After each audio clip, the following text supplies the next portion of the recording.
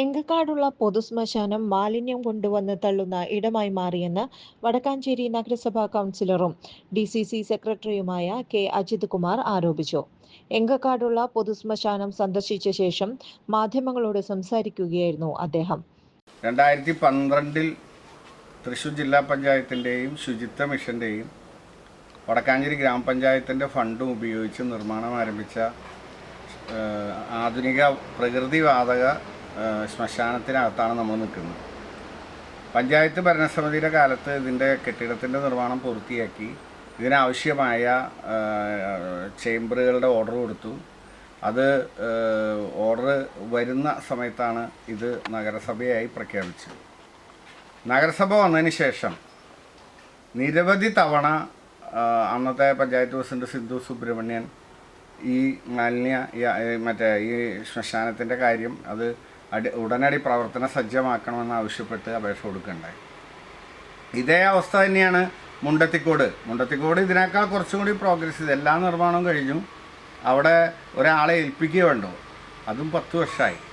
ഈ 2 ശ്മശാനങ്ങളും ഉണ്ടെങ്കിൽ വടക്കാഞ്ചേരി നഗരസഭയിലെ ഇപ്പോൾ മുസ്ലിം ക്രിസ്ത്യൻ വിഭാഗങ്ങൾ ഇത് ഉപയോഗിക്കില്ല, പക്ഷേ ഹിന്ദു വിഭാഗത്തെ സംബന്ധിച്ചിടത്തോളം അവരുടെ മരിക്കുന്ന ആളുകളെ സംസ്കരിക്കാനുള്ള സ്ഥലമായി ഈ നഗരസഭ വന്ന അന്ന് അനൂപ് കിഷോർ പ്രഖ്യാപിച്ച് ഞങ്ങൾ ഇലക്ട്രിക് ശ്മശാനം കൊണ്ടുവരുന്ന 2 ശ്മശാനങ്ങൾ ഇവിടെ ഉള്ളപ്പോൾ അത് പ്രവർത്തിപ്പിക്കാതെ ഇലക്ട്രിക് ശ്മശാനം കൊണ്ടുവരും, കിഫ്ബിയിൽ നിന്ന് 25 കോടി രൂപ ഞങ്ങൾക്ക് കിട്ടും എന്നൊക്കെ പറഞ്ഞു. അതൊന്നും ഉണ്ടായില്ലെന്ന് മാത്രമല്ല, നിലവിലുള്ള ഈ 2 ശ്മശാനങ്ങളും ഇപ്പോൾ കിടക്കുന്ന സ്ഥിതി കണ്ടില്ല. ഇത് മാലിന്യേടായി മാറിയിരിക്കുകയാണ്. വീടുകളിൽ നിന്നും കടകളിൽ നിന്നും എടുക്കുന്ന എല്ലാ മാലിന്യങ്ങളും ഇവിടെ കൊണ്ടുവന്ന് ഡംപ് ചെയ്യാം. ഇത് സോർട്ട് ചെയ്യുകയോ തരംതിരിച്ച് ഇതിലെ വിൽക്കാൻ കഴിയുന്ന മാലിന്യങ്ങൾ വിൽക്കുകയോ ചെയ്യുന്നൊരു പരിപാടി ഇവിടെ നടക്കുന്നില്ല. നഗരസഭയുടെ പണം എടുത്തു കൊടുത്ത് അന്യസംസ്ഥാനത്തു നിന്നുള്ള ലോറികൾ വരുത്തി അവിടേക്ക് കയറ്റി വിടുന്ന ഒരു പണിയാണ് ഇവിടെ നടക്കുന്നത്. നിങ്ങളൊന്ന് ആലോചിച്ച് നോക്കുക, ദിവസം അവാർഡാണ് ഇപ്പോൾ വാങ്ങിച്ചുകൊണ്ടിരിക്കുന്നത്. മാലിന്യമുക്ത കേരളം, നവോത്ഥാന കേരളം, അതിൻ്റെ അവാർഡ്, മികച്ച നഗരസഭ, ഇങ്ങനെ അവാർഡുകൾ വാങ്ങിക്കൂട്ടിക്കൊണ്ടിരിക്കുകയല്ലേ. എന്താ സ്ഥിതി? അവാർഡ് വാങ്ങിക്കൊണ്ടിരിക്കുന്ന നഗരസഭയുടെ ഒരു മാലിന്യ നിർമ്മാർജ്ജന മോഡലാണിത്. മാലിന്യം മലയാണ് ഇവിടെ. ഇതിനകത്ത് കഴിഞ്ഞു, ഇതിൻ്റെ പുറത്തേക്ക് പോയി. ഇത് ഏകദേശം 3 ഏക്കറോളം വരുന്ന സ്ഥലമാണ്. ഇനി ഈ സ്ഥലം മുഴുവൻ മാലിന്യങ്ങൾ ഡംപ് ചെയ്യാം. ഇതിനൊരു ശാസ്ത്രീയ സംസ്കരിക്കാനുള്ളൊരു നടപടിയും വടക്കാഞ്ചേരി നഗരസഭയുടെ ഭാഗത്തുനിന്നില്ല. ഈ വെറും തള്ളൽ മാത്രമാണ്. ഇപ്പോൾ സെമിനാർ നടത്തി ഞങ്ങൾ കോടികൾ പ്രഖ്യാപിച്ചു, അതുപോലെ തന്നെ ഞങ്ങളത് കല്ലിട്ടു അല്ലെങ്കിൽ ഇത് കല്ലിട്ടു എന്ന് പറയലല്ലാതെ ജനോപകാരമായ യാതൊരു കാര്യങ്ങളും ഈ നഗരസഭയുടെ ഭാഗത്തുനിന്ന് ഉണ്ടായിട്ടില്ല. ഇതൊക്കെ അടിയന്തരമായി പ്രവർത്തന സജ്ജമാക്കണം.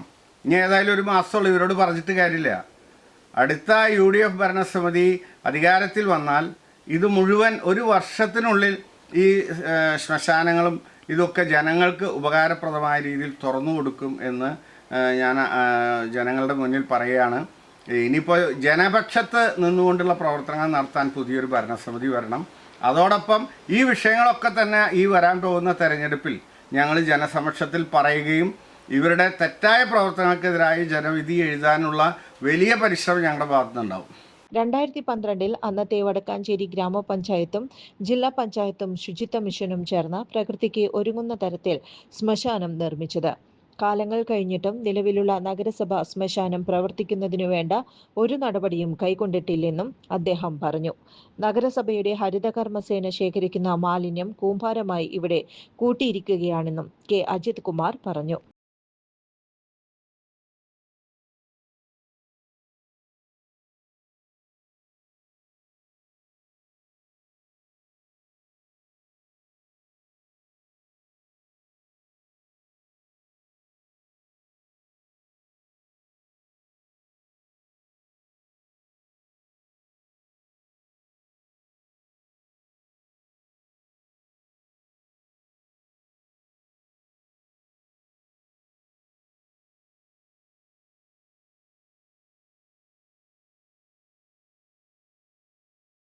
കൂടുതൽ വാർത്തകൾക്ക് ഞങ്ങളുടെ ചാനൽ സബ്സ്ക്രൈബ് ചെയ്യുക.